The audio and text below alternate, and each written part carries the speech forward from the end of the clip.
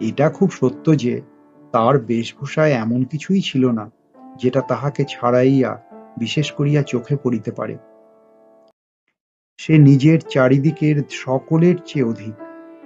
রজনীগন্ধার শুভ্র মঞ্জরীর মতো সরল বৃন্তটির উপর দাঁড়াইয়া যে গাছে ফুটিয়াছে, সে গাছকে সে একেবারে অতিক্রম করিয়া উঠিয়াছে। সঙ্গে দু তিনটি ছোট ছোট মেয়ে ছিল, তাহাদিগকে লইয়া তাহার হাসি এবং কথার আর অন্ত ছিল না। আমি হাতে একখানা বই লইয়া সেদিকে কান পাতিয়া রাখিয়াছিলাম। যেটুকু কানে আসিতেছিল সে তো সমস্তই ছেলে মানুষদের সঙ্গে ছেলে মানুষই কথা। তাহার বিশেষত্ব এই যে তাহার মধ্যে বয়সের তফাৎ কিছুমাত্র ছিল না। ছোটদের সঙ্গে সে অনায়াসে এবং আনন্দে ছোট হইয়া গিয়াছিল। সঙ্গে কতকগুলি ছবিওয়ালা ছেলেদের গল্পের